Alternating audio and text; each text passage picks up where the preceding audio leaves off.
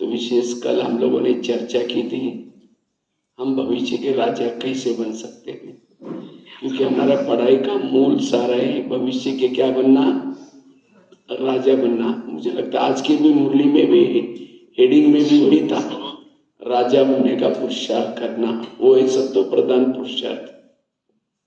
நம்ம நேற்று கூட இதை பற்றி தான் பேசிட்டு இருந்தோம். நம்மளுடைய படிப்பினுடைய சாரமே வந்துட்டு ராஜாவாகணும், எதிர்காலத்தில் நம்ம ராஜ்ய பதவியாக அடையணும். இன்றைக்கு முரளியினுடைய தலைப்பு கூட அதுதான், ராஜ்ய பதவி அடைவதற்காக முயற்சி பண்ணணுன்றது தான் இன்னைக்கு முரளியினுடைய தலைப்பாக இருக்குது. क्योंकि हमारा लक्ष्य है भविष्य के राजा ही, राजयोग है, ये प्रजा योग नहीं है। लेकिन जो हम बाबा कहता है वो करते नहीं। आज भी बाबा का ये भी था कि कर्मेंद्र से कोई भी कर्म नहीं करने। நம்முடைய யோகத்தினுடைய அதாவது முக்கியத்துவமே வந்துட்டு ராஜ்ய பதவி அடைவது தான்.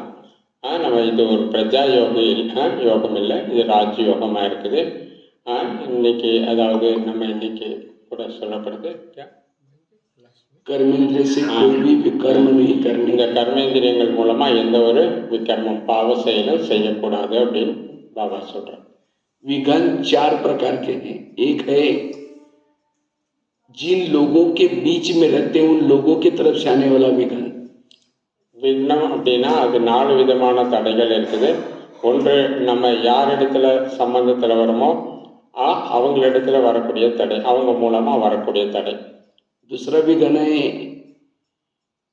हमारे पुराने संस्कारों के द्वारा आने वाला विघन। ரெண்டாவது வந்து நம்முடைய பழைய சம்ஸ்காரங்கள் மூலமா வரக்கூடிய தடைகள். तीसरा विघन है प्रकृति के द्वारा आने वाला विघन। மூணாவது தடை என்னன்னா இயற்கையின் மூலமா வரக்கூடிய தடைகள். चौथा विघन है कर्मेंद्रिय के द्वारा आने वाला विघन। நாலாவது தடை கர்மேந்திரியங்கள் மூலமா வரக்கூடிய தடையா. इन चारों विघ्नों में सबसे खतरनाक विघन है कर्मेंद्रिय के द्वारा आने वाला विघन। இந்த 4 விதமான தடைகள்லயே ரொம்ப மோசமானது எதுனா, ஆபத்தானது எதுனா கர்மேந்திரியங்கள் மூலமா வரக்கூடிய தடை தான் அப்படின்ற. क्योंकि लोग आपको कितना भी तंग करे, परेशान करे, लेकिन आपकी कर्मेंद्रिय जीत है तो आपको उसका कोई भी असर नहीं पड़ेगा।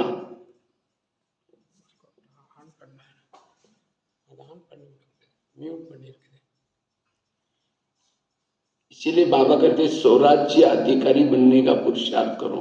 அதனால பாபா சொல்றார், இந்த கர்மேந்திரியங்கள் மூலமா எந்த விதமான பாவ செயலையும் செய்திடக்கூடாது. அதனால தான் பாபா சொல்றாரு, இந்த கர்மேந்திரியங்களை நீங்க வெற்றி அடையணும்னு சொல்லப்படுது. प्रकृति का विघन भी आपका, अगर कर्मेंद्रिय जीत है तो प्रकृति भी आपका विघन नहीं डाल सकती। கர்மேந்திரியங்களை நீங்க வெற்றி அடைஞ்சிட்டீங்கன்னா இயற்கை கூட உங்க மீது தடை பண்ண முடியாது. इतना ही नहीं, अगर आप कर्मेंद्रिय जीत है तो पुराने संस्कार भी हमारे नहीं आ सकते। நீங்க கர்மேந்திரியங்கள் மீது வெற்றி அடைஞ்சிட்டீங்கன்னா பழைய சம்ஸ்காரங்கள் கூட உங்களிடத்துல வராது, அதாவது உங்ககிட்ட சண்டை போடாதுன்ற. इसलिए जिसका कर्मेंद्रिय पर शासन है वो विघन जीत माया जीत बन सकता है। அப்போ யாருடைய கர்மேந்திரியங்கள் தன்னுடைய கட்டுப்பாட்டில் இருக்குதோ, அதாவது சரிவர வழி நடத்திட்டு இருக்காங்களோ அவங்க வந்துட்டு மாயை வெற்றி அடைய முடியும், தடைகளையும் வெற்றி அடைய முடியுன்ற. इसलिए स्वराज्य अधिकारी बनने का पुरुषार्थ ஆகியனால வந்து நம்ம சுயராஜ்ய அதிகாரி ஆவதற்கான முயற்சி செய்யணும். 3 प्रकार के आसन है। एक है भ्रुकुटी का आसन। 3 விதமான தாக்கம் இருக்குது, அதாவது பிரபாவம் ஏற்படுது. ஒன்று வந்துட்டு இயற்கையின் மூலமா வரக்கூடிய தாக்கம், भ्रुकुटी का आसन। दूसरा है शिव बाबा के दिल का तकत का आसन। சரி, 3 விதமான ஆசனம் இருக்குது என்றார் இருக்கை. ஒன்று புருவ மத்தின்ற ஆசனம், ரெண்டாவது பாபாவுடைய மன சிம்மாசனம், और तीसरा है भविष्य के राजाई का आसन। மூணாவது வந்து எதிர்காலத்தினுடைய ராஜ்ய சிம்மாசனமா இருக்கு. 3 விதமான சிம்மாசனம் இருக்குது. जो संगम युग में भ्रुकुटी के आसन पर बैठता है उसको बाबा का तखत भी मिलेगा और भविष्य का तखत भी अपने आप मिलेगा. யார் வந்து தன்னுடைய சுயராஜ்யன்ற அந்த ஆசனத்தில் அமர்ந்திருக்காங்களோ அவங்களுடைய பாபாவுடைய சிம்மாசனமும் கிடைக்கும், எதிர்காலத்தினுடைய ராஜ்ய சிம்மாசனமும் அவங்களுக்கு கிடைக்கும். क्योंकि जो भ्रुकुटी आसन पर बैठता है उसके द्वारा कोई गलतियां नहीं होगी, तो बाबा भी ऐसी आत्मा को पसंद करेगा, और जिनको बाबा के तखत मिलेगा उसका भविष्य का तखत भी अपने आप मिल जाएगा. இப்போ யார் வந்து தன்னுடைய இருபுருவ மத்தின்ற ஏன் அந்த ஆசனத்தில் அமர்ந்திருக்காங்களோ அவங்க மூலமாக எந்த தவறும் நடக்காது. அப்போ அப்பேற்பட்டவங்க மீது தான் பாபா கூட அன்பு காட்டுறாரு. அப்போ அவங்க பாபாவுடைய அவங்களுடைய சிம்மாசனமும் அவங்களுக்கு கிடைக்குது, மேலும் எதிர்காலத்தினுடைய ராஜ்ய சிம்மாசனமும் அவர்களுக்கு கிடைக்குதுன்ற. लेकिन भ्रुकुटी आसन पर कौन बैठ सकता है? जिसका इंद्रियों पर शासन है वही भ्रुकुटी आसन पर बैठ सकता है. ஆனால் இருபுருவ மத்தின்ற ஆசனத்தில் நம்முடைய இருபுருவ மத்திய ஆசனத்தில் யாரால் அமர முடியும்னா, யார் வந்து இந்த கர்மேந்திரியங்கள் மீது முழு கட்டுப்பாடு வைத்திருக்காங்களோ அவங்க தான் இருபுருவ மத்தியில் இருக்கக்கூடிய அந்த ஆசனத்தில் பிரकृतिன்ற ஆசனத்தில் அமர முடியுன்ற. इसीलिए बाबा कहते हैं स्वराज्य अधिकारी बनो. एक एक इंद्रियों को आप चेक करो कौन सी इंद्रिया मुझे धोखा देती है. அதனால தான் பாபா சொல்றார் சுயராஜ்ய அதிகாரியா ஆக்குங்கன்னு சொல்றாரு. ஒவ்வொரு இந்திரியங்களையும் நீங்க சோதனை பண்ணி பாருங்க, எந்த இந்திரியங்கள் என்னை ஏமாற்றுது அப்படின்றத நீங்க சோதனை பண்ணி பாருங்கன்ற. हमारी हर इंद्रिय ज्ञान में चलेगी तब जाकर के हमारे में परिवर्तन आएगा. ஒவ்வொரு இந்திரியமும் நம்மளுடைய இந்திரியங்கள் ஞானப்படி நடந்தாதான் வந்துட்டு அப்பதான் நம்மளிடத்துல மாற்றம்ன்றது ஏற்படும். इसलिए स्वराज्य अधिकारी का पुरुषार्थ वर्तमान समय, नहीं तो आज हम जैसे अंडा पीस रहे, कुत्ता बैठ करके खा रहे, जमा कुछ भी नहीं होगा. அதனால நம்ம சுயராஜ்ய அதிகாரியா இருக்கணும். இன்றைய காலத்துல நம்ம சும்மா உட்காந்துட்டு சாப்பிட்றோம், எதுவும் நமக்கு சேமிப்பாக்கல அப்படின்ற. अंधा पीस रहे और कुत्ता बैठ करके खा रहे. अंधा मतलब ब्लाइंड, उसको आंखें அதாவது கண்ணை நம்ம சுழண்டுட்டு இருக்கிறோம், ஆனால் வந்துட்டு உட்காந்து நம்ம சாப்பிட்டுட்டு இருக்கோன்ற, எதுவும் சேமிப்பாக்கலன்ற. इसी तरह हम क्या कर रहे, यहाँ आ रहे, मुरली सुन रहे, योग लगा रहे, पुरुषार्थ कर रहे, और सारा दिन हमारी कर्मेंद्रिया क्या कर रहे, विरत देख करके विरत सुन करके सारा गंवा रहे, जमा कुछ भी नहीं है. நம்ம முரளி கேட்குறோம், பார்க்குறோம், எல்லாம் செய்கிறோம், படிக்கிறோம், எல்லாம் பண்ணுறோம். ஆனால் கண்ணு என்ன பண்ணுது, கண்ணு நாலாபுரமும் சுற்றிக்கிட்டே இருக்குது. ஸோ அது நாலாபுரமும் சுற்றிட்டு இருக்கிறதுனால வீணான விஷயங்களை பார்த்து வீணான சிந்தனைகள் வர ஆரம்பிச்சிருதுன்ற. इसलिए जमा के लिए हमारी इंद्रिया जितना शासन प्रमाण, अनुशासन कहते हैं. अनुशासन, अनु मतलब आत्मा, शासन मतलब राज्य. जिस आत्मा का शासन बॉडी पर है वही दूसरों पर भी शासन कर सकता है. அதனால நம்ம வந்துட்டு எந்த அளவுக்கு இந்த கர்மேந்திரியங்கள் மீது கட்டுப்பாடு வச்சிருக்கோமோ, அனுசாசனம் பண்றோம். ஆனால் ஆத்மா சிறு புள்ளியா இருக்குது, அதன் மீது முழு கட்டுப்பாடு வச்சிருக்கிறோமோ அப்பதான் வந்துட்டு நம்மளுடைய கர்மேந்திரியங்கள் முழுமையாக கட்டுப்பாட்டில் இருக்கின்றோம். तो हिंदी में कहावत है, आए थे हरि भजन करने के लिए उठने लगे कपास. இந்தியில ஒரு பழமொழி இருக்குதான், வந்தது நம்ம வந்திருப்பது ஹரிபஜனம் பண்ணுவதற்காக, ஆனால் எழுந்திருப்பது उठने लगे कपास. कपास मतलब ரூயி. நம்ம வந்துட்டு அதாவது அந்த அந்த இது மாதிரி பஞ்சு மாதிரி நம்ம பறக்க ஆரம்பிச்சிட்டோம் அப்படின்ட்டு. हम आए हैं अपने को बदलने के लिए, हम दूसरों को बदलने के लिए नहीं आए हैं. लेकिन अब हम क्या करें, कर्मेंद्र के अधीन होकर के फलाना ऐसा करता है, वो ऐसा करता है, उसमें लगे हुए हमारा टाइम वेस्ट हो रहा है, पर हमारे संस्कार नहीं बदल रहे. इसलिए अब हमें अपने स्वयं पर राज्य करने का पुरुषार्थ करना है. நம்ம வந்திருப்பது தன்னை மாற்றிக்கிறதுக்காக வந்திருக்கோம். ஆனால் வந்து என்ன பண்ணுறோன்னா அவங்க என்ன பண்ணுறாங்க, இவங்க என்ன பண்ணுறாங்கன்னு தான் நம்ம பார்த்துட்டு இருக்கிறோம். ஆகியனால வந்துட்டு தன்னுடைய கர்மேந்திரியங்கள் மேலே முழுமையான கட்டுப்பாடு இருக்கணும், சுயராஜ்ய அதிகாரியாக இருக்கணும். इसलिए ब्रह्मा बाबा ने जो पुरुषार्थ किया, बाबा रोज अपनी इंद्रियों पर शासन करने का पुरुषार्थ करते थे, और इसीलिए बाबा नारायण बने. हमें भी ऊंच पद प्राप्त करना है, तो इसीलिए स्वराज्य अधिकारी का पुरुषार्थ करने की आवश्यकता है. அதனால பிரம்மா பாபா என்ன முயற்சி பண்ணாரோ அதே மாதிரி நம்ம முயற்சி பண்ணணும். பிரம்மா பாபா தினசரி வந்துட்டு தன்னுடைய கர்மேந்திரியங்கள் மீது கட்டுப்பாட்டில் வச்சிருந்தார், அதாவது அதை சோதனை பண்ணார். அதுபோல் பாபா அதனால தான் அவர் நாராயண பதவியை அடைஞ்சிட்டாரு. அதுபோல் நம்ம கூட நம்முடைய கர்மேந்திரியங்கள் மீது முழு கட்டுப்பாடு இருக்கணும், சோதனை பண்ணணுன்ற. इसलिए हमें धोखा कोई व्यक्ति नहीं देता, कोई परिस्थिति नहीं देती, धोखा देते हैं हमारी खुद की कर्मेंद्रिया। நம்ம ஏமாற்றக்கூடியது வந்துட்டு எந்த ஒரு மனிதனோ அல்லது சூழ்நிலையோ கிடையாது. நம்ம ஏமாற்றக்கூடியது நம்முடைய கர்மேந்திரியங்கள் தான் நம்ம ஏமாற்றுதுன்ற. इसलिए अब हमें अपने इंद्रियों पर शासन करना है, तब हम भविष्य के राजाओं का पद प्राप्त कर सकते हैं, उच्च पद प्राप्त कर सकते हैं। அதனால நமக்கு நம்மளுடைய கர்மேந்திரியங்கள் மீது ஆட்சி பண்ணணும். அப்பதான் நம்ம எதிர்காலத்துல ராஜ்யம் பண்ண முடியும், உயர்ந்த பதவியை அடைய முடியும். सतयुग में जो राजा बनेंगे, जिन्होंने संगम युग में इंद्रियों पर शासन किया था, वो सतयुग में राजा बनेंगे।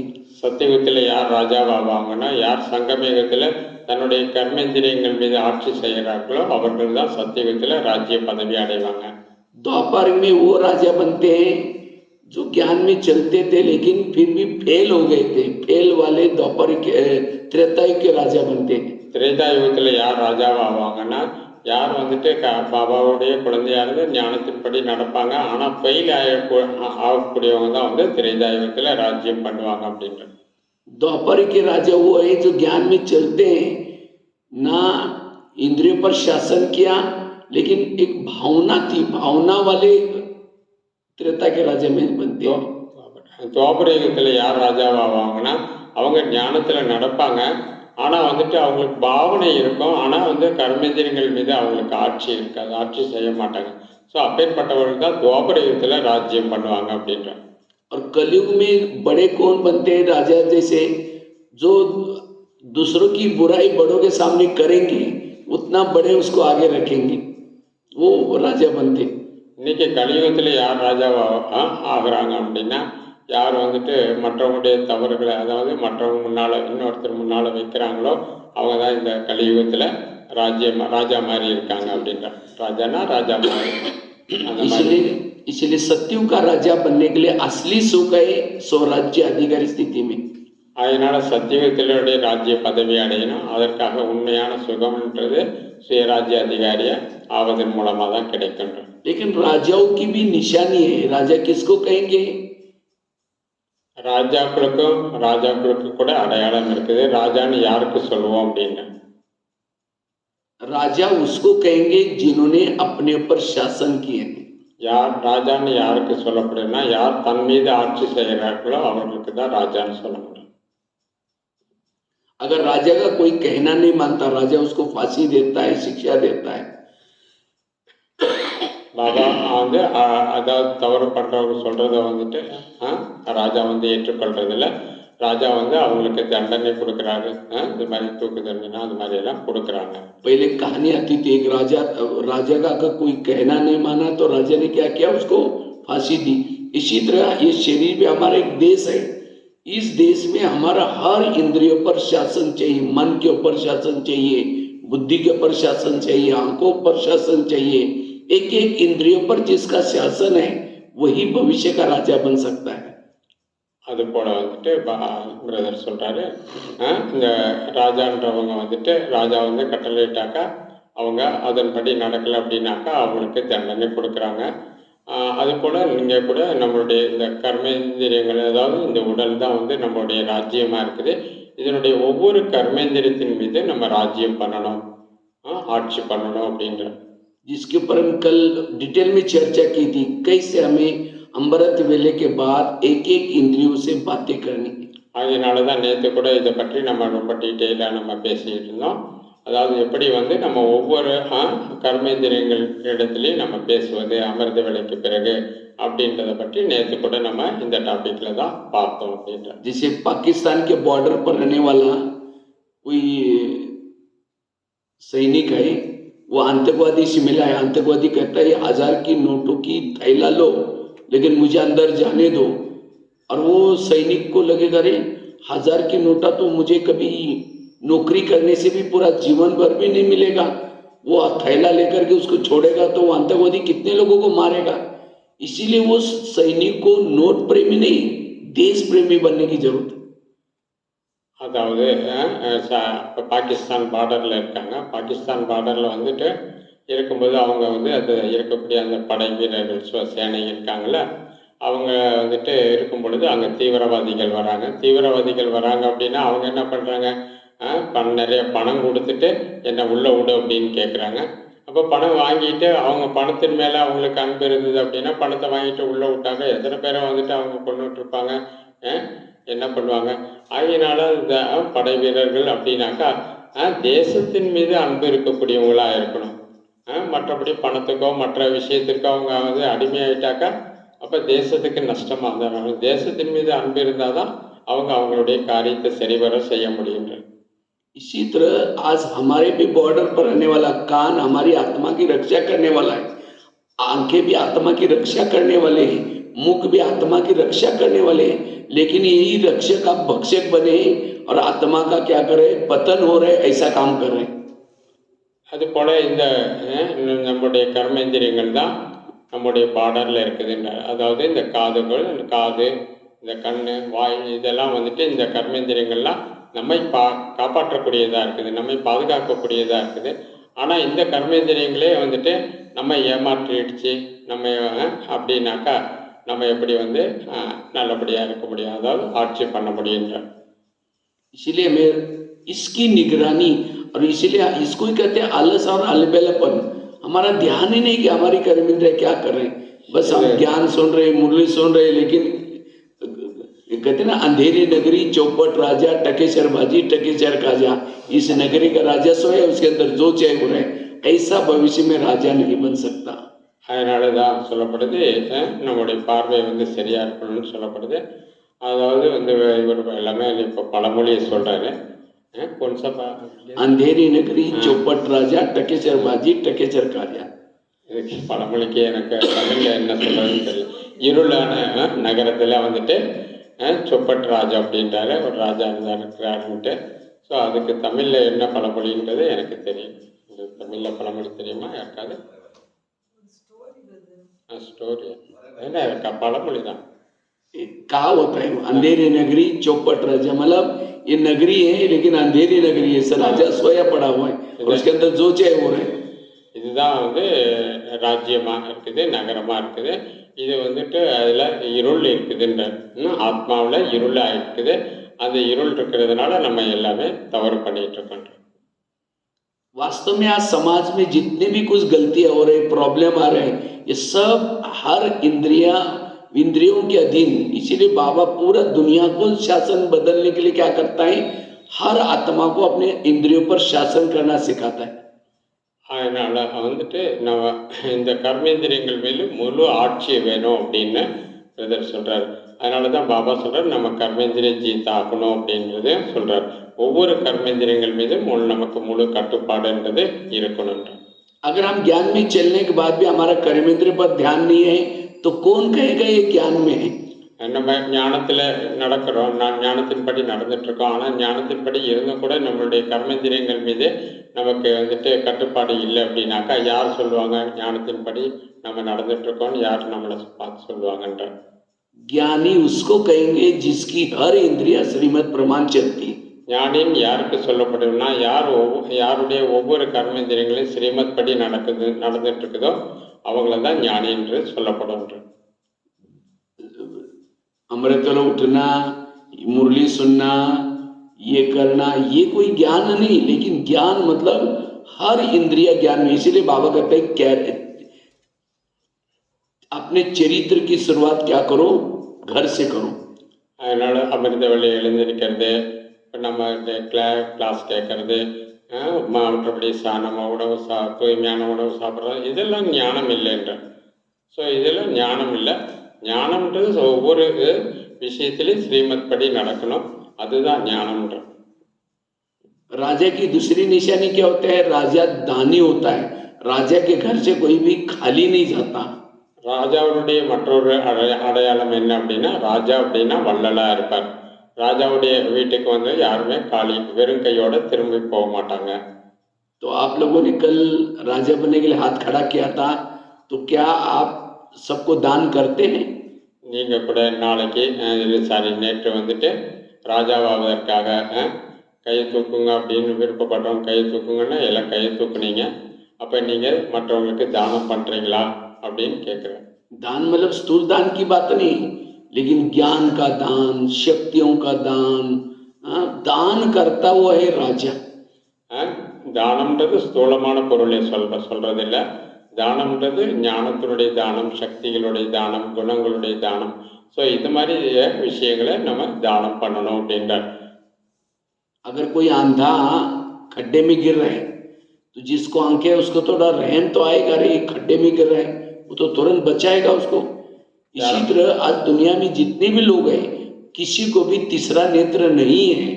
वो भले मंदिर में जा रहा है, कहीं भी जा रहा है, लेकिन गलत रास्ते में जा रहा है, तो हमें तो रहम आना चाहिए उनके लिए। भाई जी आप वहां नहीं, इधर आओ, ये असली ज्ञान है, ये हमारे अंदर रहम आना चाहिए और उनको सुनाने का हमें प्रेरणा मिलनी चाहिए। ஒருத்தருக்கு கண்ணு இல்லை, அவர் குருடா இருக்காருன்னு வச்சுக்கோங்க. அவர் போயிட்டு இருக்கிறாரு, ஒரு குழியில் விழுகிறாரு அப்படின்னாக்கா கண்ணு இருக்கிறவங்களுக்கு அவர் விழுகிறத பார்த்து இறக்கம் வரணும் தானே, அவரை தூக்கி விடணும் தானே அப்படின்றார். ஸோ அது போல தான் இன்னைக்கு எல்லாருமே வந்துட்டு கண் இல்லாமல் குருடர்களாக வந்துட்டு எல்லாரும் பக்தியில் அங்கே இங்கேன்ட்டு அலைஞ்சிட்டு இருக்காங்க பகவானை தேடி. ஸோ அவங்களுக்கு நீங்கள் என்ன சரியான பாதையை நீங்கள் காட்டணும், அவங்களுக்கு சொல்லணும் இங்கே தான் வந்து சரியான பாதை, இதுதான் ஞானம், இதுதான் இங்கே தான் பகவானுடைய அறிமுகம் கிடைக்குது அப்படின்ட்டு அவங்களுக்கு சரியான பாதையை காட்டுவதற்காக உங்களுக்கு அவங்க மீது ரொம்ப இரக்கம் வரணும். அப்போ தான் நீங்கள் அவங்களுக்கு சரியான பாதையை காட்ட முடியுன்ற. कई को क्या लगता है ब्रह्मा कुमारी में आए तो हमें सब कुछ मिलेगा, लेकिन नहीं, यहाँ आने के बाद भी हमें कुछ करना है, जो करेगा उसको ही मिलेगा। சில பேர் நினைக்கிறாங்க பிரம்மா குமாரிகள்கிட்ட வந்துட்டா எல்லாமே கிடைக்கும் அப்படின்னு நினைக்கிறாங்க. அப்படி இல்லை, இங்கே வந்துட்டு பிரகாரம் எல்லாரும் அதன்படி நம்ம நடக்கும் போல யார் நடக்கிறாங்களோ அவங்களுக்கு தான் எல்லாமே கிடைக்கின்றது. பாபா சொல்படி நடக்கிறவங்களுக்கு தான் எல்லாம் கிடைக்கும், சும்மா வந்துட்டா எல்லாம் கிடைக்கின்றது அர்த்தம் இல்லை அப்படின்ற. एक कहानी आप लोगों को सुनाता हूँ। एक बहू थी, वो शादी से पहले बहुत दान पुण्य करती थी, लेकिन जब शादी हो गई दान पुण्य नहीं करती थी। उसकी शादी एक सेठ जी के घर में हुई थी। वो थे सेठ जी लेकिन थे कंजूस। ஒரு கதை சொல்றேன்னாரு. ஒரு மருமகள் இருந்தார். மருமகள் வந்துட்டு திருமணமான உட்பாடு அந்த வீட்டுக்கு போன உட்பாடு ஒரு சேட்டு கூட அவருக்கு திருமணமாச்சு. அந்த திருமணமான உட்பாடு அவங்க நிறைய வந்துட்டு தானம் புண்ணியம் அந்த மாதிரி விஷயங்கள் எல்லாம் நிறைய பண்ணிட்டு இருந்தாங்க. ஆனால் அந்த யாரை திருமணம் பண்ணிட்டாங்களோ அந்த சேட்டு வந்து ரொம்ப கஞ்சூஸ், அது ரொம்ப கஞ்சனாக இருந்தார் அப்படின்றார். तो एक दिन वो सास बहू पति ससुर महल के बाहर बैठे थे, इतने में सन्यासी आया और सन्यासी कहते हैं मुझे भिक्षा चाहिए। அப்போ ஒரு நாள் வந்துட்டு அவங்களோட வீட்டில் இருக்கவங்க எல்லாருமே, அதாவது மாமியார் மருமகள் இன்னும் வீட்டில் இருக்கவங்க எல்லாருமே வெளியே உட்காந்துட்டு இருந்தாங்க. ஸோ அந்த நேரத்தில் ஒரு சன்னியாசி வந்தாங்க. சன்னியாசி கேட்டார், எங்களுக்கு பிக்ஷை வேணும் அப்படின்னு கேட்டார். அவர்கிட்ட பிக்ஷை கேட்குறாரு. तो बहू कहते मैं बासी खाती और भूखी सोती, तुमको कहाँ से दूं? அவங்க பாசி காத்தி भूखी सोती हूँ। बासी मतलब ओल्ड पुराना, கோல்டு ஓல்டு பழைய சாதம். அவங்க பாசி சாப்பிட்றத பழைய சாதம் சாப்பிட்றேன். बासी खाती और भूखी सोती हूँ। புக்கி, அதாவது பட்னியோட நான் தூங்கிட்டு இருக்கிறேன். இப்போ உங்களுக்கு என்ன நான் தருவது அப்படின்னு சொல்லி அவங்ககிட்ட கேட்குறாங்க. तो सास को तो बड़ा गुस्सा आया, हम तो सेठ जी और ये कहते हैं बासी खाते हो भूखी सोती हो, लेकिन वो सन्यासी तो ऐसे कुछ नहीं बोला। அப்போ அவங்க மாமியாவுக்கு கோபம் வந்தது. நீ சேட்ஜி கல்யாணம் பண்ணியிருக்கேன், ஆனால் வந்துட்டு பழைய சாதம் சாப்பிட்டுட்டு பட்னியாக இருக்கிற அப்படின்னு சொல்கிறேன் அப்படின்னு அந்த மாமியாவுக்கு கோபம் வந்தது அப்படின்றாங்க. அதை பார்த்துட்டு சன்னியாசி ஒன்றுமே பேசாமல் இருந்தார் அப்படின்றார். सन्यासी ने दोबारा मांगा, मुझे थोड़े भिक्षा दो। उस समय फिर बहू कहते मैं सुना नहीं तुमने, मैं बासी खाती और भूखी सोती, तुमको कहाँ से दूं? सन्यासी चला गया। அப்போ சன்னியாசி மீண்டும் கேட்டார், எனக்கு பிக்சை கொடுங்க அப்படின்னு சொல்லி. அந்த மருமகள் மீண்டும் அதே வார்த்தையை தான் சொல்லிச்சு, நான் பழைய சாப்பாடு சாப்பிட்டுட்டு இருக்கேன், பட்னியாக தூங்கிட்டு இருக்கேன், நான் உனக்கு என்ன கொடுப்பது, நான் சொன்ன கேட்கலையா, நீ உனக்கு காதில் விளையிலையா அப்படின்ற மாதிரி கேட்டாங்க. அப்புறம் சன்னியாசி அவர் போயிட்டாரு அப்படின்றார். तो सास उठ करके 2 थप्पड़ लगा दिया, तुमने तो मेरा नाम खराब किया, मैं कब बासी खाती और कब भूखा सोती हूँ। அப்போ அவங்க மாமியாக இருந்துட்டு பலமாக அவங்கள மருமகளை அடித்தாங்க. நீ வந்துட்டு எங்களுடைய பேரையே கெடுக்கிற, நீ வந்து பெரிய சேட்ஜியை வந்து கல்யாணம் பண்ணிட்டு இந்த மாதிரி எல்லாம் பேசுகிற அப்படின்றது பேரை கெடுக்கிற அப்படின்னு சொல்லி பலமாக அவங்கள கோவப்பட்டு அடித்தாங்க. कहते मैं रोज बासी खाती हूँ। कहते हैं आज मेरी शादी सेठ जी की घर में हुई है, ये तो मैंने पिछले जन्म में कुछ पुण्य किया था, उसका फल मैं खा रही हूँ, मैंने पिछले जन्मों का खा रहे हूँ कहते। அப்போது அந்த மருமகள் சொன்னாங்க, நான் இந்த சேட்ஜியை திருமணம் பண்ணிக்கிட்டேன் அப்படின்னாக்கா என்னுடைய பழைய கர்மத்தினுடைய பலனை தான் நான் வந்துட்டு அந்த புண்ணியத்தை தான் இவங்க வீட்டில் வந்துட்டு இன்னைக்கு நான் அனுபவிக்கிறேன் அப்படின்னு சொல்லுச்சு. तो उसको समझ में आया बात तो सही है, लेकिन भूखी कब सुलाया? कहते मैं अगले जन्म के लिए आज मुझे पुण्य दान पुण्य कुछ करने नहीं दे रहे, इसीलिए मैंने कहा कि मैं भूखी सोती हूँ। तब उसके सास के समझ में आया बात तो सही है। அப்போ சரி, அது விஷயம் சரிதான் அப்படின்னு சொல்லி மருமகள் அந்த மாமியார் ஏற்றுக்கிறாங்க.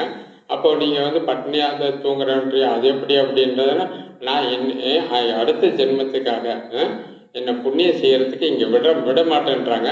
அதனால் நான் வந்துட்டு இப்போ பட்டினியாக தூங்கிட்டு இருக்கேன் அப்படின்றது அப்போ மாமியார் புரிஞ்சுக்கிட்டாங்க.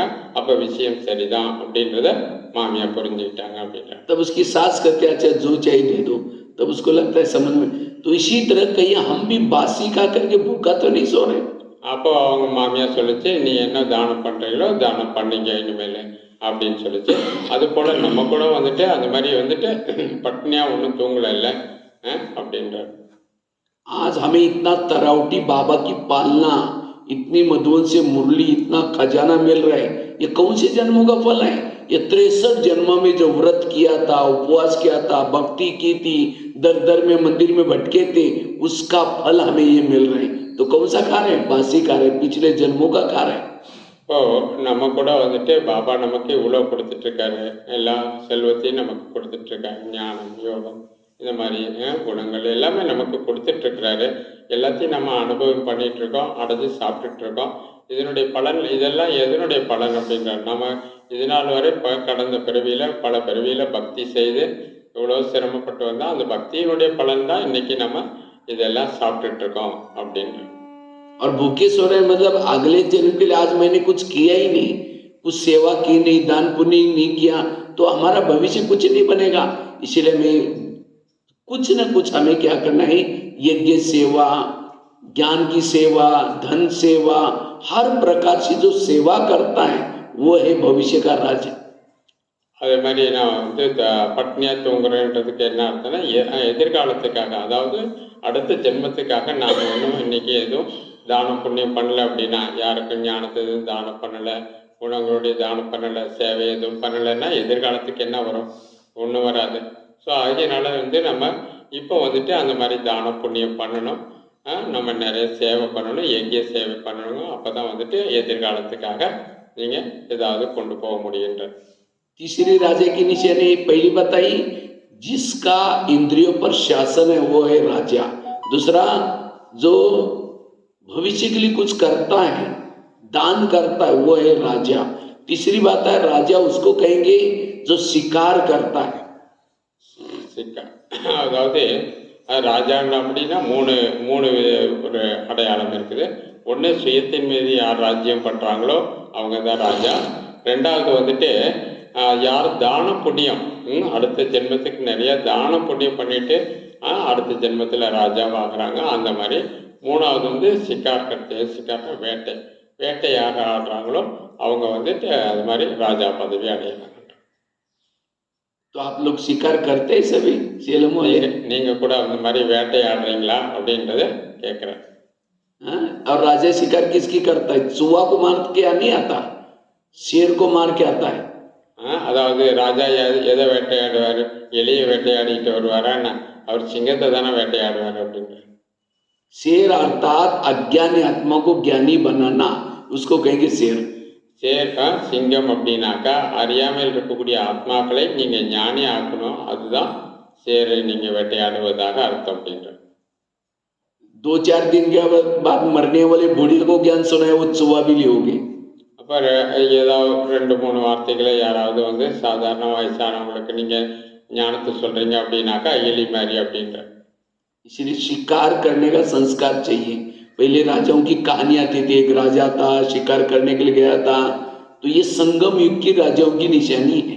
அதனால உங்களுக்கு வேட்டையாடக்கூடிய அந்த சம்ஸ்காரம் கூட வேணும். அந்த மாதிரி பெரிய பெரிய ஆத்மாக்களுக்கு, அஞ்ஞானி ஆத்மாக்களுக்கு ஞானத்தை கொடுத்து பாபா குழந்தையா அவங்கள ஆக்கணும். அதுதான் அன்று.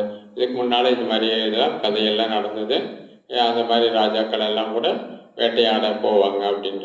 तो आज तक किसने कितने लोगों को बनाया राजा, क्योंकि जिन्होंने प्रजा ही नहीं बनाया तो राज्य किसके ऊपर करेगा? இப்போ நீங்கள் எத்தனை பேர் ஆக்கியிருக்கீங்க அப்படின்னு கேட்குறாரு. யார் வந்து பிரஜையே ஆக்கலை அப்படின்னா அவங்க எப்படி ராஜாவை ஆக்குவாங்க அப்படின்றார். तो किसने आज तक कितने को बीके बनाया? कोई बनाया किसने? एक जिन्होंने एक भी बनाया वो हाथ खड़ा करो. அப்போ நீங்கள் எத்தனை பேரை வந்து பிகே ஆக்கியிருக்கிறீங்க அப்படின்றது, பிரம்மகுமார் குமாரி ஆக்கியிருக்கீங்கன்றது கேட்குறாரு. யாராவது ஒருத்தரையாவது ஆக்கியிருக்கீங்க அப்படின்னா நீங்கள் கையை தூக்குங்க அப்படின்றார். अच्छा बनाए, 1 2 4 लोग बनाए, लेकिन एक के ऊपर ऐसे थोड़ी करेंगे. प्रजा कितनी चाहिए? நமக்கு ஒருத்தர் 2 பேரை நம்ம ஆக்கியிருந்தா எப்படி ராஜாவாகும் அப்படின்றாரு. நமக்கு பிரஜை ராஜாவாகும்னா எவ்வளோ பிரஜை தேவைப்படுது அப்படின்றார். एक महीने में एक को बीके जरूर बनाओ. ஒரு மாசத்துல ஒரு बीकेவாவது நம்ம அவசியம் உருவாக்கணும் அப்படின்றார். तो एक ने एक को बीके बनाया तो 12 महीने में 12 बीके आपके हो जाएंगे, पूरी क्लास फुल हो जाएगी. फिर ஒரு बीके வந்துட்டு ஒரு மாசத்துக்கு ஒரு बीके இன்னொரு बीके உருவாக்குனா 12 மாசத்துல 12 बीके உருவாக்குனா அப்போ கொஞ்ச நாள்லயே வந்துட்டு இந்த முழு கிளாஸும் வகுப்பும் நிறைஞ்சு போயிடும் அப்படின்றார். क्योंकि बाबा की जो मुरली चलते हैं दास दासियों को नहीं चलते, राजा के लिए चलते. बाबा कितना कहते हैं, बच्चे मंदिर में जाओ, सेवा को उमंग रखो. कितनी सेवा के लिए मुरली हम सुनते हैं और घर में जाकर सो जाते हैं, कुछ करते नहीं. பாபாவுடைய முரளி கூட வந்து அதாவது பிரஜைகளுக்காக இல்லை, அது ராஜாக்களுக்காக தான் பாபா முரளி கூட வாசிக்கிறாரு. பாபா எவ்வளோ சொல்கிறாரு, நீங்கள் கோயிலுக்கு போய் சேவை பண்ணுங்க, மற்றவங்க மீது உங்களுக்கு இரக்கம் வரணும், இந்த மாதிரி எல்லாம் சேவைக்காக எவ்வளவோ விஷயங்களை சொல்கிறாரு. நம்ம எல்லாம் கேட்குறோம், கேட்டுட்டு அந்த பக்கம் போய் வீட்டில் போய் தூங்கிடுறோம் அப்படின்றார். कई तो कहते नहीं भाई जी हम बिजी हैं, नौकरी करते हैं. हम भी कितना बिजी है. आप लोग माताएं तो 4 लोगों का खाना बनाते हैं. हम मधुबन में तो 25-25 हजार लोग आते हैं, उसमें से भी टाइम निकाल करके पूरा भारत में लेकर के शिकार करने के लिए जाता रहता हूँ. मुझे तो शिकार करने का बड़ा शौक है. இப்போ சில பேர் சொல்கிறாங்க நாங்கள் ரொம்ப பிஸியாக இருக்கோம், எங்களுக்கு நேரமே இல்லை அப்படி இப்படின்னு சொல்கிறாங்க. அது இப்போ பிரதர் சொல்கிறாரு, நம்ம கூட வந்து பிஸியாக தானே இருக்கோம். நீங்கள் மாதாஸ் தாய்மார்கள் வந்துட்டு வீட்டில் 4 பேருக்கு தானே சமைக்கிறீங்க. ஆனால் நம்ம மதுமண்டில் 25,000 பேருக்கு சமைச்சிட்டு இடையில எப்போல்லாம் டைம் கிடைக்குதோ அது மாதிரி நாங்கள் வேட்டையாடுவதற்காக இப்படியெல்லாம் வெளியே கிளம்பி வரோம். எனக்கு வேட்டையாடுறதுல ரொம்ப ஆர்வமாக இருக்குது அப்படின்ற. श्री शिकार करने का शौक चाहिए, किसी को देने का शौक चाहिए, टाइम अपने आप मिल जाएगा. அதனால வேட்டையாடுவதற்குண்டான அந்த ஆர்வம் இருக்கணும். யாருக்காவது நம்ம ஏதாவது கொடுக்கணும், அந்த மாதிரி அந்த ஆர்வம் இருக்கணும். யாருக்காவது ஏதாவது கொடுக்கணும், நம்ம ஞானத்தை கொடுக்கணும் அப்படின்ற ஆர்வம் இருந்தால் தான் உங்களுக்கு நேரம் தானாகவே கிடைக்கும் அப்படின்ற. प्रधानमंत्री बनने के लिए, एमएलए एमपी बनने के लिए कितनी बड़ी बड़ी सभा लगा करके भाषण करते हैं इलेक्शन में. वो तो 4-5 साल की कुर्सी है और आपको तो 21 जन्मों की कुर्सी मिलने वाली है. இப்போ இந்த உலகத்தில் பார்த்தீங்கன்னா பிரதம மந்திரி ஆகிறதுக்காக, எம்எல்ஏ எம்பி எல்லாம் ஆகிறதுக்காக அவங்க எவ்வளோ பெரிய பெரிய மேடையிலலாம் உட்காந்து நின்றுட்டு அவங்க பேசிக்கிட்டு இருக்காங்க. ஆனால் அது என்ன ஒரு 4 கால் இருக்கக்கூடிய அந்த நாற்காலியாக இருக்குது. ஆனால் உங்களுக்கு 21 ஜென்மத்துக்கு உண்டான அந்த சிம்மாசனம் கிடைக்குது அப்படின்னா நீங்கள் எவ்வளோ சேவை பண்ணணும் அப்படின்றது சகோதரர் சொல்கிறார். इसलिए कई कहते भाई जी हम बहुत सुनाते लेकिन कोई सुनता ही नहीं है. நிறைய பேர் சொல்கிறாங்க, பாபா பிரதர் நாங்கள் நிறைய பேருக்கு சொல்கிறோம் ஆனால் யாரும் கேட்க மாட்டேன்றாங்க அப்படின்றாங்க. अगर सुनता नहीं तो आपको, इसका मतलब आपके पास जो ज्ञान है आपके धारणा में नहीं है, उसके अंदर योग की धारणी है. इसीलिए योग लगाओ, उस ज्ञान को स्वयं धारण करो, अपने आप लोग सुनेंगे. அப்போ அம்மா நீங்கள் சொல்கிறத மற்றவங்க கேட்கலன்னு அப்படின்னா என்ன அர்த்தம் அப்படின்னா உங்கள்கிட்ட ஞானம் இருக்குது ஆனால் தாரணை இல்லை. அதனால தான் அவர் மாதிரி மற்றவங்க கேட்கறது இல்லை. நீ வெறும் ஞானத்தை மட்டும் சொன்னீங்கன்னாக்கா எப்படி கேட்பாங்க? நீங்கள் தாரணை பண்ணுங்க. அப்போ தாரணை பண்ணும்போது நீங்கள் சொன்னீங்க அப்படின்னாக்கா அவங்க தானாக கேட்பாங்க அப்படின்ற. अगर कोई नहीं सुनता कोई बात नहीं, आप मीठा मीठा बोल करके उसको जाली में तो फंसाओ शेर को. ये सेंटर क्या है, शेर को पकड़ने के लिए जाली बनाया है, तो यहाँ ला करके छोड़ो बहनों के पास, बहनें मारने का काम कर ही देगी, फिर आपने यहाँ तक लाया उसको आधी तो आपको भी मिल जाएगी. அப்போ நீங்கள் அவங்க கேட்கலன்னா கூட அவங்களுக்கு அட்லீஸ்ட்டு வந்து இந்த சென்டரில் கொண்டு வந்து கூட்டிகிட்டு வந்து விடுங்க அப்படின்றார். அப்போ கூட்டிகிட்டு வந்து விட்டீங்கன்னாக்கா இது வந்துட்டு அந்த சென்டர் வந்துட்டு மற்றவங்களுக்காக தானே இருக்குது, அப்போ இங்கே சேவைன்றது தானாக நடக்கும் அப்படின்றார். लेकिन हमें यहाँ तक लाना जरूरी है. ஆனால் அவங்கள நம்ம சென்டர் வரை அவசியம் எப்படியாவது கூட்டிகிட்டு வரணும் அப்படின்றார். लेकिन याद रखना, शेर की शिकार बड़ी सावधानी से की जाती है. ஆனால் வந்துட்டு நினைவு இருக்கணும், நம்ம சிங்கத்தை வந்து வேட்டையாடுறோம் அப்படின்னா நம்ம ரொம்ப எச்சரிக்கையாகவும் இருக்கணும். ஏன்னா சில நேரத்தில் சிங்கம் வந்து நம்மளை சாப்பிட்டோம் வேட்டையாடுறோம். नहीं तो कई बार पेपर में आता है कोई शिकार करने के लिए गया था और शेर ने उसको फाड़ कर रख दिया. அப்போ சில நேரத்தில் இப்படியும் நடக்குது, அவங்க வேட்டையாட போவாங்க, சிங்கம் வந்துட்டு அவங்கள அடித்து அதாவது கிழிச்சிடும். इसीलिए पहले खुद अनुभवी बनो. अगर जाकर के सुनाएंगे हम ब्रह्मा कुमारी में जाते हैं, अभी चलो ना, कहेंगे अच्छा अभी फंस गए क्या, वो पवित्रता का पालन करते, बाहर का खाना नहीं खाते, फैशन नहीं करते, ये कोई लाइफ है क्या, बस खुद ही आना बंद कर दिया. गया था शिकार करने के लिए, खुद ही मर गया. ऐसा नहीं करना, पहले अनुभव. அப்போ வேட்டையாடணும் அப்படின்னா அதில் கூட ரொம்ப எச்சரிக்கையாக இருக்கணும். நீங்கள் யாருக்காவது ஞானம் சொல்ல போகிறீங்க, அவங்க வந்து உங்களை கேட்பாங்க, நீங்கள் கூட பிரம்மகுமாரிஸில் போய் மாட்டிக்கிட்டீங்களா, அங்கே பிரம்மச்சரியம் இருக்கணும், அங்கே எதுவும் வெளியே சாப்பிடக்கூடாது, பத்தியம் இருக்கணும், நல்லா ட்ரெஸ் பண்ணிக்கூடாது, அது மாதிரி எதாவது அலங்காரம் பண்ணிக்கக்கூடாது, நீங்கள் போய் அங்கே போய் மாட்டிக்கிட்டியான்னு அவங்க கேட்பாங்க. அப்போ நம்ம வந்து அந்த அளவுக்கு ஸ்ட்ராங்காக இல்லை அப்படின்னா என்ன ஆகும், நம்ம வேட்டையாட போனோம், நம்ம அங்கே போய் அவங்க கூட போயிடுவோம், அப்புறம் நம்மளும் இறந்து போயிட்ட மாதிரி ஆகிடுமே அப்படின்ட்டு அவங்க நம்மளை வேட்டையாடிடுறாங்க. அப்போ इसलिए शिकार करने के लिए तलवार, भाला, ढाल सारा लेके जाते हैं. इसी तरह आपके बुद्धि में भी ड्रामा की ढाल, ज्ञान की तलवार, पवित्रता का कवच, ये सारा साथ. अगर कोई नहीं सुनता तो ड्रामा को, ढाल को सामने लगा करके मेरे कुल का नहीं, कुल का नहीं, कुल का नहीं, अपने आप बचे करके भाग वापिस.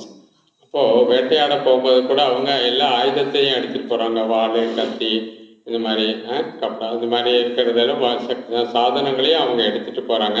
அப்போ வேட்டையாட முடியல அப்படின்னாக்கா தன்னை அட்லீஸ்ட்டு காப்பாற்றிக்கவாது அவங்க செய்கிறாங்க. நமக்கு அது மாதிரி வந்து பாபா நிறைய காப்பாற்றிக்கிறதுக்கு ஞானம் கொடுத்துருக்காரு, சிருஷ்டி சக்கரத்தினுடைய ஞானம் அந்த மாதிரி நிறைய கொடுத்துருக்கிறாரு.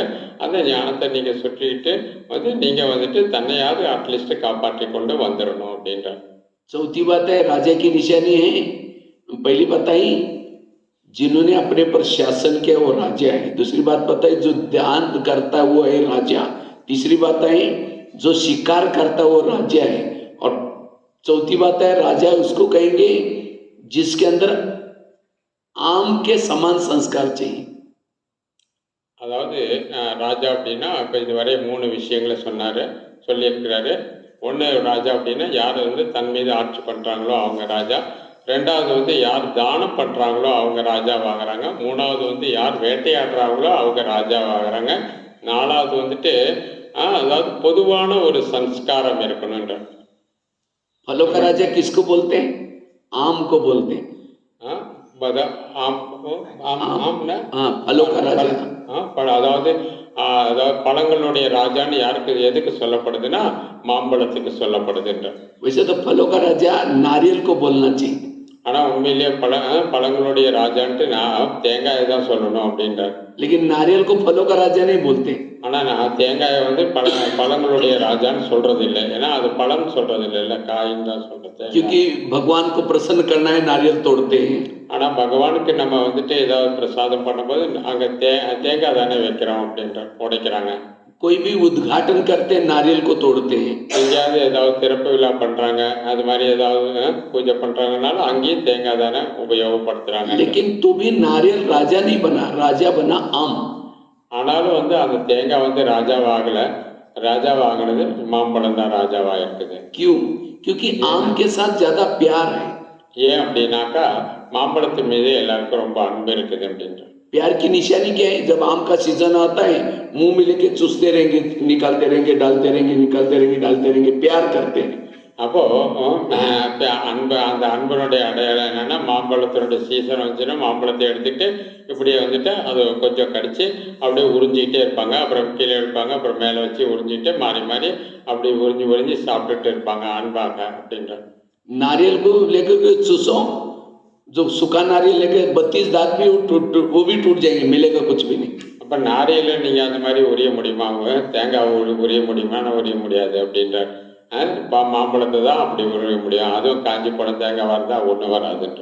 அது முத்தின தேங்காயில் எதுவும் இருக்காது. तो कहने का मतलब राजा बनने के लिए सबके प्यारे बनो. अगर आपको देख करके कोई रास्ता काट देता है, आपको चेहरा देखना पसंद नहीं करता, आप राजा नहीं बनेंगे. ஆகையினால இதுக்கு எதுக்காக சொல்லப்படுதுன்னா, நீங்கள் எல்லார் மீதும் அன்பு காட்டணும், எல்லார் இடத்துலையும் அன்பு வைக்கணும். நீங்கள் ஒரு இடத்துல நீங்கள் போகிறீங்க, அவங்க உங்களை கட் பண்ணிட்டு போயிடுறாங்க அப்படின்னாக்கா நீங்கள் ராஜாவாக முடியாதுன்ற. உங்களை விலக்கிட்டு, அதாவது உங்களை பார்க்காம அவங்க, அதாவது உங்கள்கிட்ட அதாவது கோபிச்சிட்டு போகிற மாதிரி, அந்த மாதிரி கட் பண்ணிட்டு போயிடுறாங்க அப்படின்னாக்கா அவர் நம்ம சரியில்லை, அதனால தான் அவங்க கட் பண்ணிட்டு போகிறாங்க. அப்போ அப்படி இருந்தாக்கா நம்ம ராஜா பதவியை அடைய முடியாதுன்ற. जैसे दादियाँ जब डायमंड हॉल से क्लास से निकलते हैं तो भाई बहन दादी वो झलक देखने के लिए कितना तड़पती है, क्योंकि दादियों के अंदर वो अपने इंद्रियों पर शासन किया है, उसका दादियों से प्यार है. இப்போ தாதிகள் கூட எப்போ அந்த டைமண்ட் ஹாலில் இருந்து வெளியே வராங்களோ, அப்போ அந்த தாதிகளை அந்த பார்க்குறதுக்கு, தரிசனம் பண்ணுறதுக்கு எவ்வளோ பேர் வந்து துடிக்கிறாங்க. கொஞ்சம் முன்னால் போய் நேரில் போய் பார்க்கலாம் கொஞ்ச நேரம் அப்படின்றது எவ்வளோ பேர் துடிக்கிறாங்க அப்படின்றாங்க. ஏன் அப்படின்னாக்கா தாதிகள் வந்துட்டு தன் மீது முழு ஆட்சி பண்ணிட்டு இருக்கிறாங்க. ஸோ தன்னுடைய கர்மேந்திரியங்கள் மீது முழு ஆட்சி பண்ணிட்டு இருக்காங்க. ஆகையினால அவங்க வந்து அவளுக்கு மிக பெரிய யோகியாக இருக்கிறதுனால அவங்கள தரிசனம் பண்ணணும் அப்படின்றது முன்னால் போய் எல்லாரும் निकरांग அப்படின்றது. लेकिन हमें प्यार कोई क्यों नहीं करता, क्यों किनारा करता है? हमारा कर्मेंद्र पर शासन नहीं है, इसलिए हमारे बोल ठीक नहीं, हमारे व्यवहार ठीक नहीं, इसलिए हमें लोग किनारा करते हैं. तो वो राजा कैसे बनेगा? राजा बनने के लिए इंद्रिय पर शासन करो, सबके प्यारे बनो. ஆனால் நம்மகிட்ட அந்த மாதிரி யாரும் அன்பு காட்டுறதில்லை. ஏன் அப்படின்ற, ஏன்னா நம்ம வந்து சரிவர இந்த ராஜ்யத்தை இந்த ராஜ்யம் பண்ணுறதில்லை.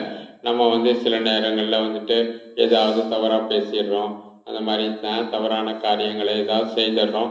ஸோ அப்படி இருந்தாக்கா நம்ம மேலே யார் அன்பு காட்டுவாங்க? எப்படி எல்லாரும் நம்மளை தரிசனம் பண்ணுவாங்க? ஆகையினால முழுமையான இந்த கர்மேந்திரியங்கள் மீது நம்ம ஆட்சி பண்ணணும்.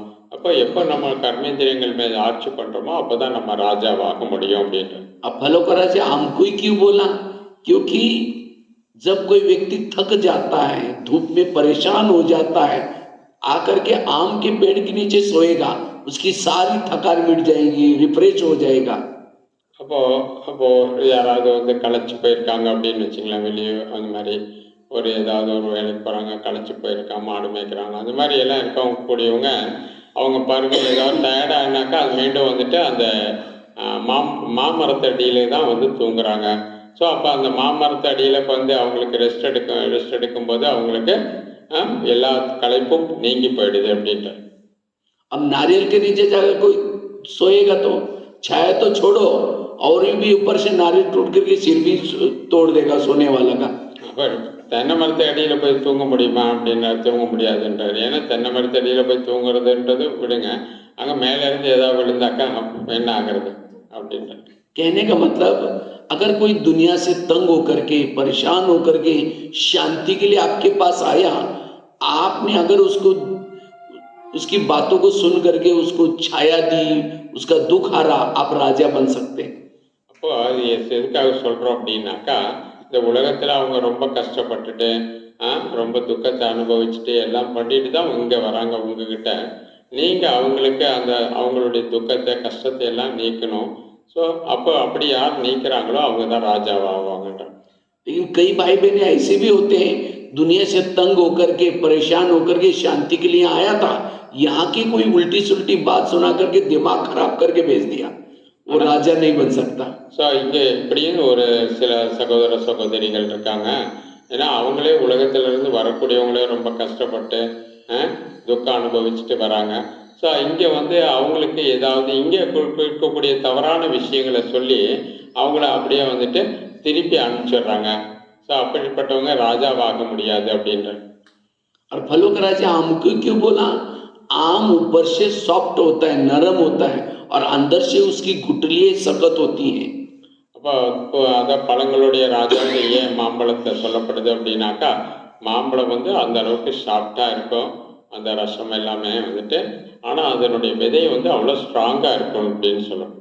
और नारियल कैसा होता है, ऊपर से कड़क होता है लेकिन अंदर से नरम होता है. ஆனா தேங்காய் எப்படி இருக்குதுன்னா மேலே ரொம்ப ஸ்ட்ராங்கா இருக்குது, உள்ள கொஞ்சம் சாஃப்டா இருக்குது அப்படின்ற. तो इसी तरह जिसके संस्कार ऊपर से कड़क है, मैं जैसा कहता है ऐसे करो, ये करो, वो करो, खुद कुछ नहीं करेगा, दूसरों को डायरेक्शन देगा, और लोग कहेंगे हाँ जी जरूर करेंगे, पीछे मुझे हमको पता आप कैसे. इसलिए राजा बनने के लिए आम के समान सॉफ्ट बनो, ऊपर से अंदर से अपने नियम संयम के लिए स्ट्रिक्ट बनो.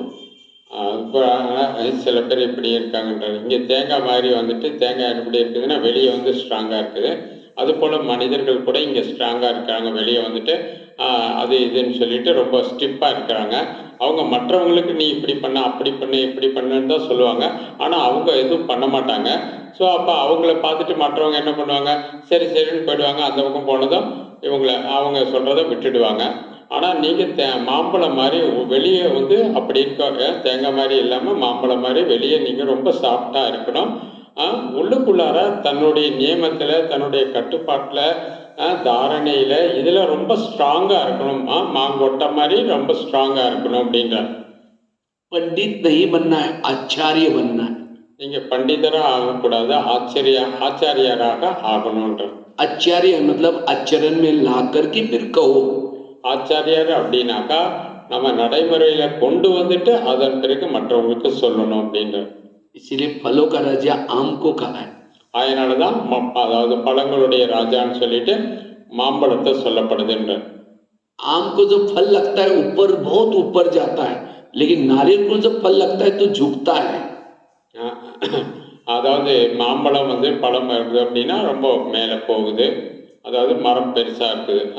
அதாவது தேங்காய் வந்து அந்த பழங்கள், அதாவது தேங்காய் விடுது அப்படின்னா தேங்காய் வந்து மரம் வந்து சாயுது அப்படின்னு வெயிட் அதிகன்ற. इसी तरह जिसके पास अंदर विशेषता, गुण, कला आने के बाद अभिमान आता है, अभिमान वाला कभी राजा नहीं बन सकता. नारियल है अभिमान का प्रतीक और आम है नम्रता का प्रतीक. அப்போ யார் இடத்துல வந்துட்டு நல்ல குணங்கள் எல்லாம் வந்துட்டு அபிமானம் வருதோ, அந்த அபிமானம் வரக்கூடியவங்க ராஜாவாக முடியாது. தேங்காய்ன்றது அபிமானத்தினுடைய அபிமானமாக இருக்குது, தேங்காய் அபிமானத்துக்கு உதாரணமாக இருக்குது. மாம்பழம்ன்றது அதாவது மிருதுவான தன்மைக்கு உதாரணமாக இருக்குதுன்றார். அந்த சாப்பிட்டா மாம்பழம் மாதிரி நம்ம சாப்பிட்டா இருக்கணும், அபிமானம் நம்ம இடத்துல வரக்கூடாதுன்ற. इसीलिए कहते हैं नारियल. नारियल मतलब हमारे अंदर जो रियल नहीं है उसको तोड़ो. அதனால தான் அதை ஹிந்தியில் நாரியல் அப்படின்னு சொல்கிறாங்க. நாரியல், நான் அப்படின்னா இல்லைன்னு அர்த்தம், ரியல்னா உண்மை இல்லை அப்படின்னு அர்த்தம். ஆகையினால தான் அதை உடைக்கிறாங்க அப்படின்ற. और वैसे तो भक्ति मार्ग में नारियल को भगवान के सामने तोड़ते हैं, जिसे भगवान प्रसन्न हो जाता है. ஆனால் பக்தி மார்க்கத்தில் நான் அந்த தேங்காயை பகவானுக்கு முன்னால் உடைக்கிறாங்க, அதன் மூலமாக பகவான் வந்துட்டு சந்தோஷப்படுறாரு அப்படின்னு. क्योंकि नारियल वास्तव में आत्मा का प्रतीक है. ஆனால் உண்மையிலே தேங்காய்ன்றது ஆத்மாவுடைய प्रतीक, आत्माவுடைய ஒரு அடையாளமாக. आत्मा का कलर केसरी है, नारियल का कलर भी लगभग केसरी होता है. ஆத்மாவுடைய கலத்து தவறு எப்படியோ அது போல நாரியலுடைய தவறும் அப்படிதான் இருக்குதுன்ற. आत्मा के मन, बुद्धि, संस्कार, नारियल को भी 3 होल होते हैं ऊपर. அதாவது ஆத்மாவில் எப்படி மனம், புத்தி, சம்ஸ்காரம் இருக்குதோ அது போல தேங்காயில கூட மேலே பார்த்தீங்கன்னா அந்த குடுமிக்கிட்ட 3 ஹோல்ஸ் இருக்கும், 3 होल இருக்கும், ஓட்டை இருக்கும். लेकिन नारियल बहुत काम का चीज है. नारियल के अंदर जो पानी होता है, खोबरा खाएंगे तो कोई भी बीमारी उसे भी ठीक हो जाते हैं. ஆனால் தேங்காய்ன்றது ரொம்ப வேலைக்கு உதவக்கூடிய ஒரு பொருளாக தான் இருக்குது. அதுக்குள்ளார தண்ணி இருக்குது, தேங்காய் இருக்குது, எல்லாம் இருக்குது. அதன் மூலமா நிறைய வந்துட்டு நோய்கள் கூட குணமாகுது அப்படின்ற. कोरोना काल में तो 300-500 रुपए में नारियल मिलता था नॉर्थ की तरफ. அதாவது வட இந்தியாவில் கொரோனா பீரியட்ல 300-400 ரூபாய்க்குலாம் கூட நான் தேங்காய் வித்தது, அதான் அப்படின்ற இளநீர் வித்துறது அப்படின்னு. इसी तरह आत्मा के अंदर भी, आत्मा के ऊपर विकारों का कवच लगा हुआ है, काम, क्रोध, लेकिन आत्मा के अंदर शांत स्वरूप, आनंद स्वरूप, शक्ति स्वरूप, ओरिजिनल गुण बहुत अच्छे. அதனால ஆத்மாவுக்குள்ள கூட விகாரங்கள்ன்ற கவசம் இருக்குது. ஆனால் உள்ளுக்குள்ளார வந்துட்டு அது வந்துட்டு அந்த நல்ல குணங்கள் ஆத்மாவில் இருக்குதுன்ற. ஆத்மா சாந்த ஸ்வரூபமானது, அன்பு ஸ்வரூபமானது, ஆனந்த ஸ்வரூபமானது. உள்ளுக்குள்ளார ஆத்மாவில் அவ்வளோ நல்ல குணங்கள் இருக்குதுன்ற. नारियल को केवल लेकर के मूर्ति के सामने रखते नहीं है, उसको तोड़ेंगे, उसका पानी डालेंगे, कहेंगे फिर भगवान प्रसन्न हो गया. அப்போ வெறும் தேங்காய் இருக்குதுன்னா தேங்காயை வந்துட்டு மூர்த்திக்கு முன்னால், பகவானுக்கு முன்னால் சும்மா வைக்க மாட்டாங்க. அந்த தேங்காய் உடைப்பாங்க, தண்ணி எடுத்து தெளிப்பாங்க.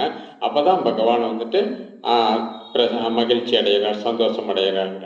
इसी तरह हमने भी अपनी आत्मा को नारियल को लाकर शिव जी के सामने पटकाए हैं, लेकिन तोड़ा नहीं, ओरिजिनल संस्कार बाहर नहीं निकाले, बाबा प्रसन्न नहीं होगा. அதுபோல் இங்கே கூட பகவான் வந்து பாபா, சிவ பாபா கூட வந்துட்டு நீங்கள் நம்ம தேங்காய் மாதிரி பாபாவுக்கு முன்னால் வச்சுட்டாக்க பாபா சந்தோஷப்படுறதில்ல. அதை அந்த உடைக்கணுன்ற, அதை உடைக்க, அதாவது நம்மகிட்ட இருக்கக்கூடிய அந்த தீய தேக அபிமானத்தை எல்லாம் விடும் பொழுது தான் வந்துட்டு பாபா கூட நம்மளை பார்த்து சந்தோஷப்படுவாருன்ற.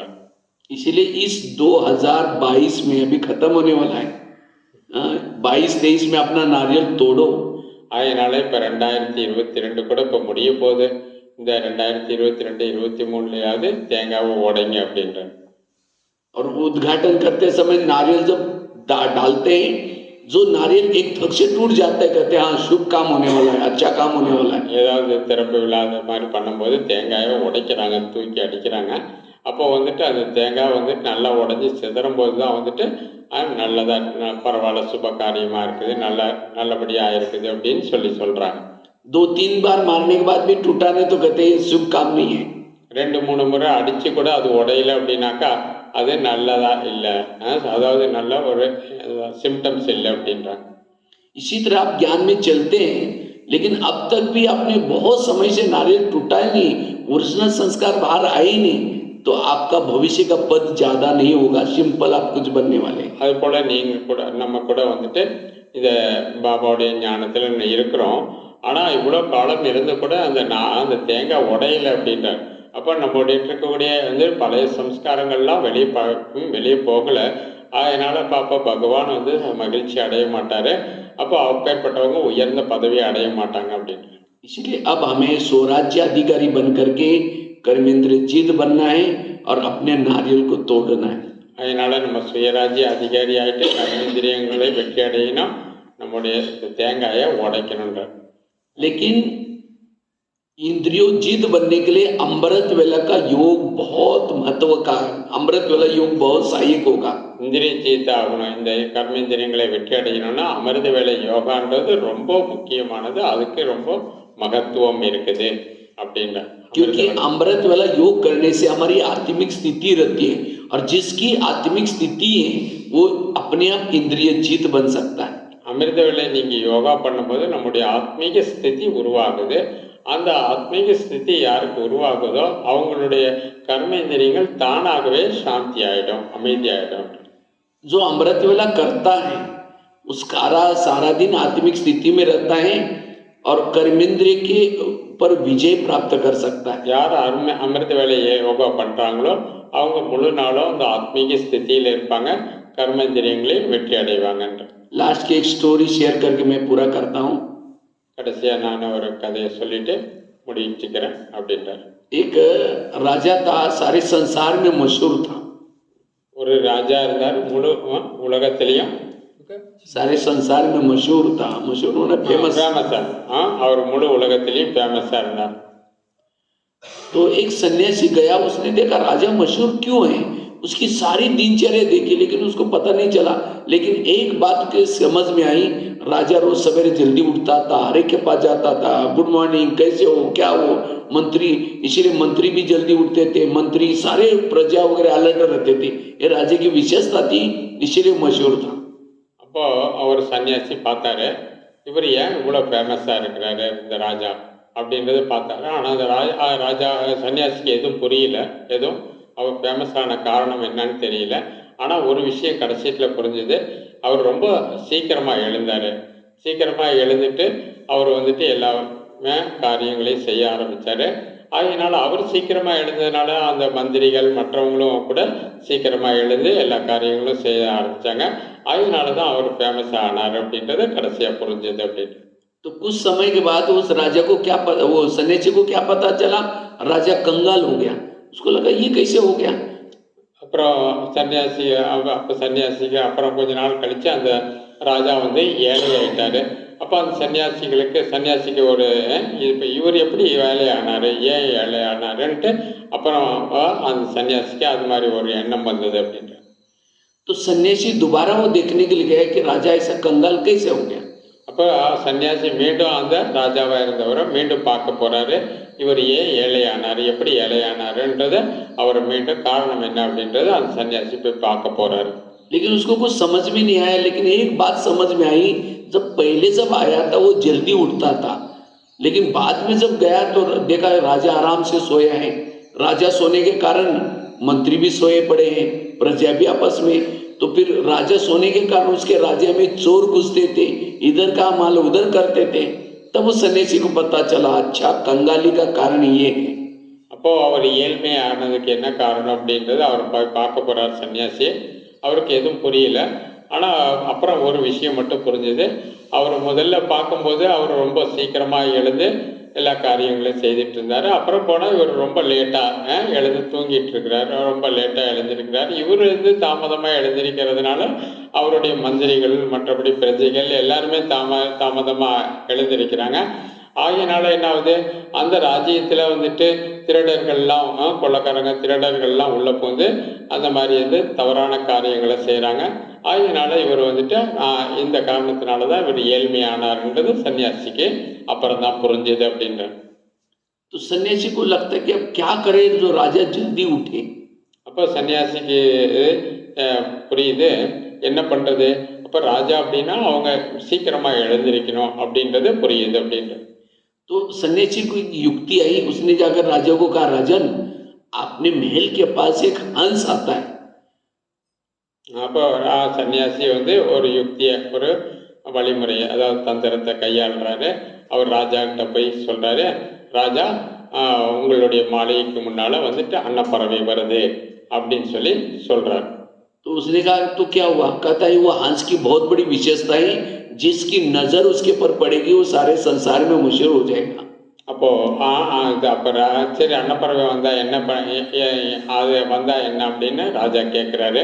அப்போ அந்த சன்னியாசி சொல்றாரு, அன்னப்பறவைன்றது ரொம்ப விசேஷமானது. அன்னப்பறவையினுடைய பார்வை யார் மீது படுறவங்களோ அவங்க ரொம்ப ஃபேமஸ் ஆயிடுவாங்க அப்படின்னு அந்த சன்னியாசி அந்த ராஜாவுக்கு சொல்றாரு. तो कहता है ठीक है मैं भी देखूंगा वो हंस को। राजा ने कहा।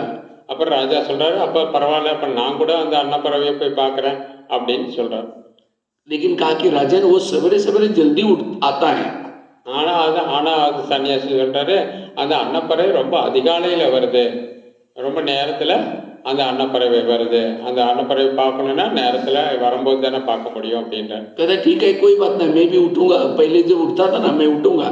तो राजा रोज उठ करके क्या करता है, सवेरे सवेरे हंस को देखने के लिए महल के चारों तरफ चक्कर लगाता है। அப்புறம் அந்த ராஜா கூட சொல்றாரு, சரி நான் கூட எழுந்திருக்கிறேன், இதுக்கு முன்னால நான் எழுந்திருச்சு தானே இருந்தேன், இப்போ நான் கூட எழுந்துட்டு அந்த அன்னப்பறவை நான் பார்க்குறேன் அப்படின்னு அந்த அன்னப்பறவையை பார்க்கறதுக்காக ராஜா மீண்டும் வந்துட்டு ரொம்ப சீக்கிரம் எழுந்து அந்த மாளிகையை நாலாப்புறமும் சுற்றி சுற்றி அன்னப்பறவை பார்க்க ஆரம்பித்தார்.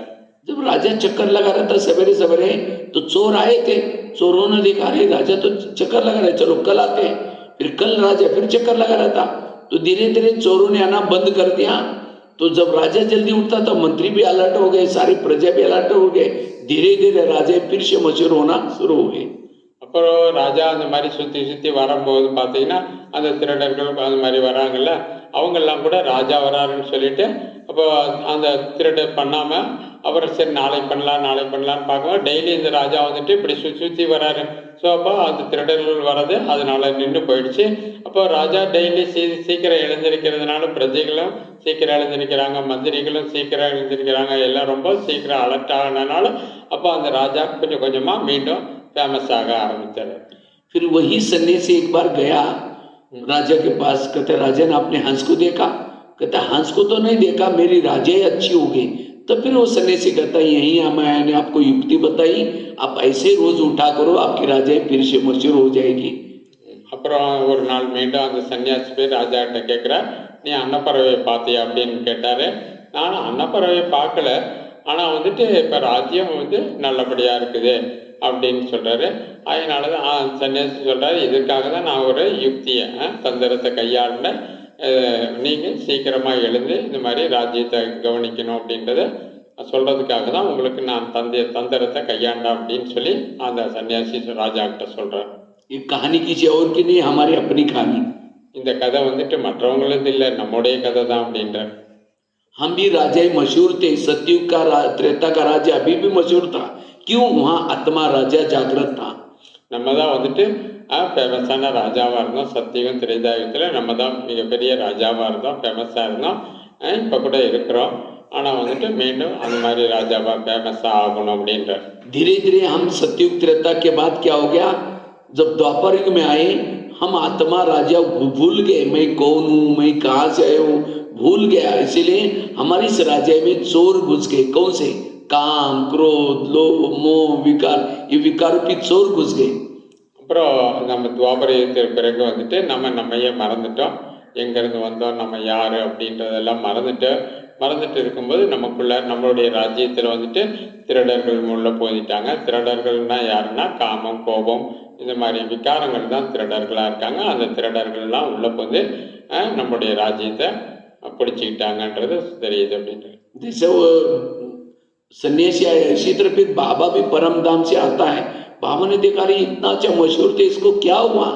तो फिर बाबा ने देखा कि ये खुद को भूल गया, खुद अपने आप को भूल गया। तो बाबा फिर हमको क्या करता है, युक्ति बताता है। तुम्हारे इस महल के आसपास एक फरिश्ता आता है, अर्थात ब्रह्मा के तन में शिव बाबा आता है, उसको देखने के लिए तुम उठो। अगर हम उस बाबा को, फरिश्ता को देखने के लिए उठेंगे, अर्थात अमृत वाला करना शुरू करेंगे, तो हमारे अंदर जो चोर है, काम, क्रोध, वो आना बंद हो जाएंगे। फिर से हमारी राजाई मशहूर हो जाएगी। இப்போ பாபா கூட இங்கே பார்க்குறாரு, அங்கே சன்னியாசி பார்த்த மாதிரி இங்கே பாபா கூட பார்க்குறாரு. எல்லாம் இவ்வளோ ஃபேமஸாக இருந்தவங்க என்ன ஆயிட்டாங்க அப்படின்றத பாபா பார்க்குறாரு.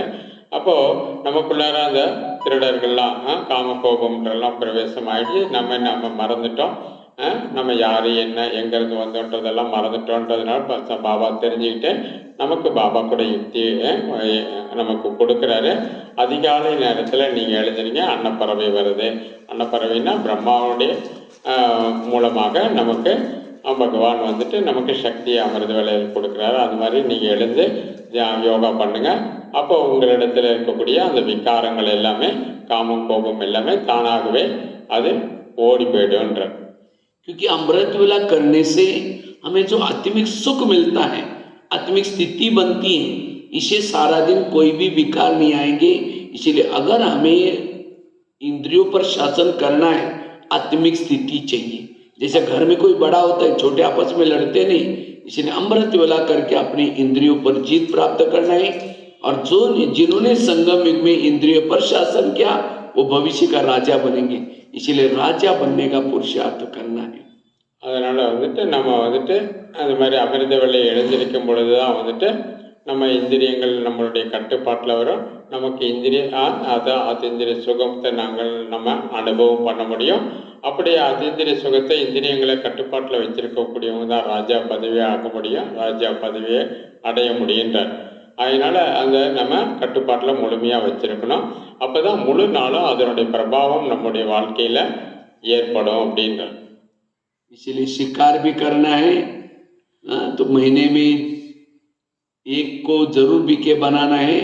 कैसे दान करने के संस्कार भी चाहिए, और साथ में हमें कैसे दरबार लगाना है। तो कल से आप लोगों को राजा बनने का ट्रेनिंग दे रहे, तो सेलम वाले सब राजा बनेंगे ना, तो जरूर राजा बनने का पुरुषार्थ करना। ठीक है, ओम शांति। அது மாதிரி நம்ம வேட்டையும் ஆடணும், மற்றவங்களுக்கு தானமும் பண்ணணும்.